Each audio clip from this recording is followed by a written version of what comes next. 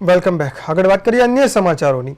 અમદાવાદના બહેરામપુરા ખાતે આવેલા બહુચરાજી માતાજીના મંદિરે માગશર સુદ બીજને લઈ ભવ્ય અન્નકૂટનો ભોગ ધરાવવામાં આવ્યો, જેમાં ખાસ રસ રોટી પણ ધરાવવામાં આવ્યા હતા.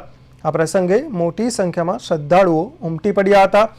શિયાળામાં માતાજીને રસ ધરાવવા પાછળની કથા એવી છે કે માતાજીના પરમ ભક્ત વલ્લભ ભટ્ટના માતાનું અવસાન થયું હતું, જે બાદ માતાજીએ સપનામાં આવીને વલ્લભ ભટ્ટને કહ્યું કે તમારી માતાનું અવસાન થયું છે તો તમારે ઉત્તર ક્રિયા માટે બહુચરાજીથી અમદાવાદ જવું જોઈએ.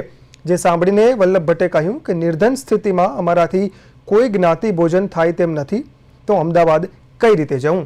ત્યારે માતાજીએ તેમને કહ્યું કે કલ્પવૃક્ષનો આશ્રય મળ્યા પછી ભક્તને શાનું દુઃખ?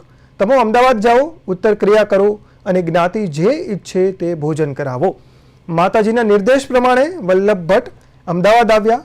ઉત્તર ક્રિયામાં જ્ઞાતિજનોએ રસ રોટીનું જમણ માગ્યું. માગશર મહિનામાં જ્ઞાતિજનોએ રસ રોટીનું જમણ માગતા વલ્લભ ભટ્ટને મૂંઝવણ થઈ. જોકે બહુચર માતાજી અને નારસંગવીરે ભટ્ટજીના રૂપમાં આવીને આખી નાતને રસ રોટી જમાડ્યા. ત્યારથી માતાજીને રસ રોટી ધરાવવાની પ્રથા ચાલી આવે છે. માતાજી ભગવાનની 24 કલાક આનંદ ગરબો ચાલુ અને ખુલ્લું રહે.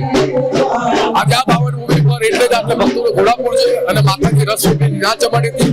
એટલે આજે દરેક જગ્યાએ સવારમાં મંદિરોમાં કરતા જઈ બપોર પછી અનુકૂળ થાય છે, એટલે અત્યારે અનુકૂળના દર્શન બપોર પછી ચાલુ થયા.